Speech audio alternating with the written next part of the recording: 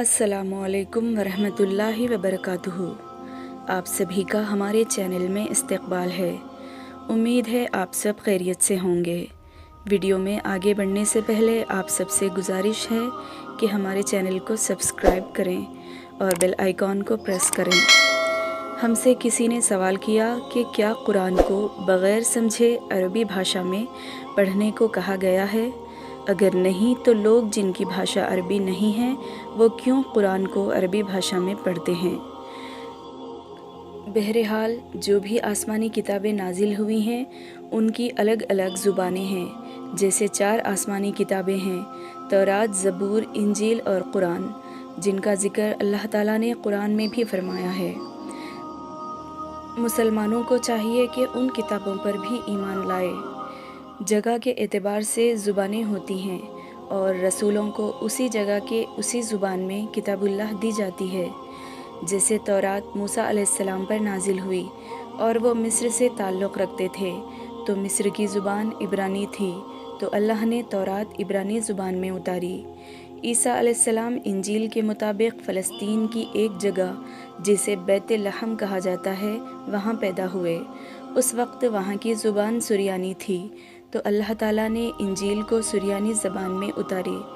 और मोहम्मद सल्लल्लाहु अलैहि वसल्लम अरब से हैं तो ज़ाहिर सी बात है कुरान भी अरबी में है। तो सवाल ये है कि मुसलमान सारी दुनिया में हैं, अलग अलग देश की अलग अलग ज़ुबान है, तो लोग जिनको अरबी ना पढ़ना आता है ना समझ आता है वो अपनी भाषा में भी तो पढ़ सकते हैं। मैं कहूँगी कि हरगिज़ नहीं। जैसे यहूदी तौरात को आज भी इब्रानी ज़ुबान में पढ़ते हैं और ईसाई सुरियानी ज़बान में, जबकि ये दोनों ज़ुबानें 2000 साल क़ब्ल ख़त्म हो चुकी हैं। उस ज़ुबान का कोई नामो निशान भी बाक़ी नहीं है। अगर वो उन ज़ुबानों का तर्जुमा अपनी मर्ज़ी से जो चाहे कर लें, उन्हें कोई पूछने वाला नहीं है कि आपने यहाँ गलत कहा। बिल्कुल वो ज़ुबानें ख़त्म हो चुकी हैं। अगर वो चाहें तो इंग्लिश में, चाइनीज़ में लिखवा कर पढ़ सकते हैं, लेकिन वो ऐसा नहीं करते क्योंकि वो ज़ुबान खुदावंद की तरफ से उतारी गई और हर भाषा का अलग अलग प्रोनाउंसिएशन होता है। उसी तरह कुरान अरबी में है तो उसका प्रोनाउंसिएशन अलग होगा।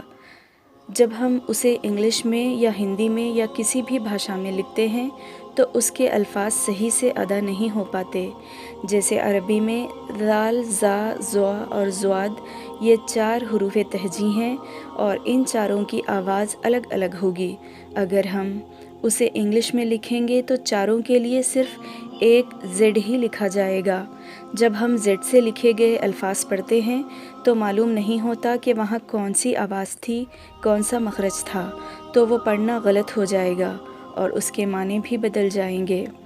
जैसे सूरह इखलास में अगर कोई कुल हुवल्लाहु अहद की जगह खुल कहता है, अहद की जगह अहद कहता है, तो उसके माने बदल जाते हैं। कुल के माने हैं ए मोहम्मद सल्लल्लाहु अलैहि वसल्लम कह दीजिए, हुवल्लाहु वो अल्लाह, अहद एक है। अगर हम कहेंगे खुल तो खुल का मतलब है आप ख़याल कीजिए, गुमान कीजिए, सोचिए।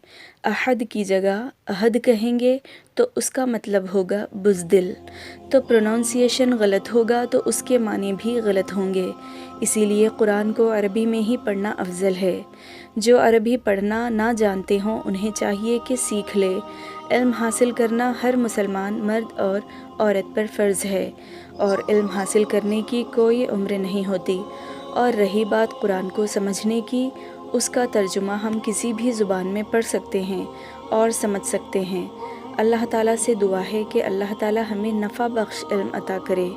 आपको हमारा वीडियो कैसा लगा कमेंट के ज़रिए हमें बताइए और अपने दोस्तों और रिश्तेदारों के साथ शेयर करिए। अगले वीडियो में मिलते हैं। अल्लाह हाफ़िज़।